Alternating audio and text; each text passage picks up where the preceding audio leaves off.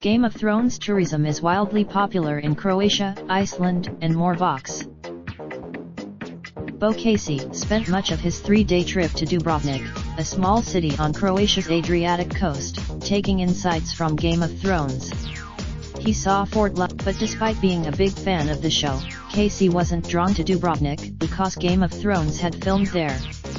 He had initially. Thousands of Game of Thrones fans have flocked to the real-life locations that have served as a backdrop for the show's fictional world, including Croatia, Iceland, Spain, and Northern Ireland.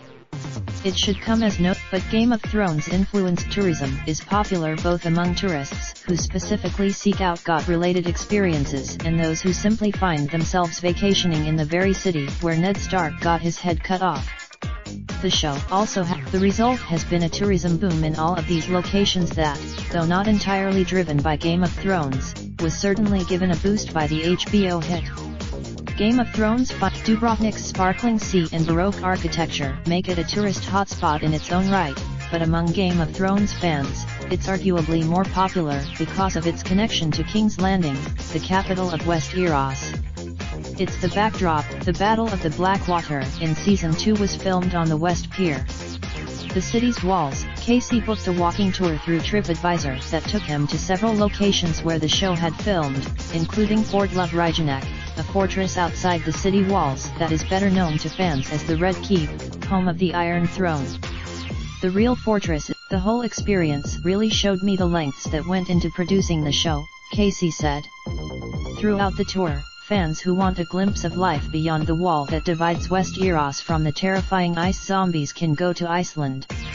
Josh Weeder, and the wonderful thing about Iceland is that there's something beautiful and interesting around every corner, Weeder said, so even driving aimlessly along the coast, which we did for hours and hours, proved immensely fulfilling. Matthew McK Earl went to Iceland this year with his wife, who has never seen the show. Like Weeder, what's really cool is that certain areas in Iceland are used for wildly different places in West Eros, he added. The scene where but that's not to say Game of Thrones has had no effect on tourism, or that it's a coincidence that fans tend to vacation where the show is known to film.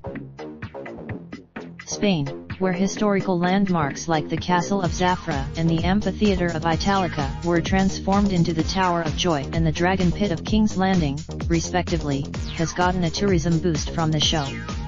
In 2014, Northern Ireland, which has been the backdrop for everything from Winterfell to Dorne to the Dothraki grasslands, has arguably benefited from Game of Thrones the most.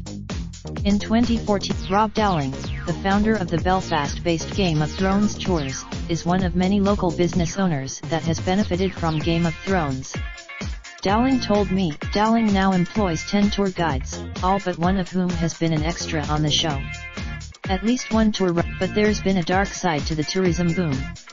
Dubrovnik has been. Frankovic noted that Game of Thrones isn't solely to blame for the city's overcrowding problem. Some of them are Game of Thrones superfans aren't the city's biggest problem. As pointed out it's unlikely that Game of Thrones themed tourism will die down after the final season airs.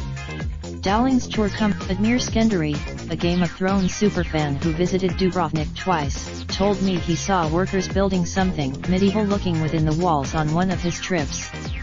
I saw some people want more stories from the goods by Vox. The news, but shorter, delivered straight to your inbox.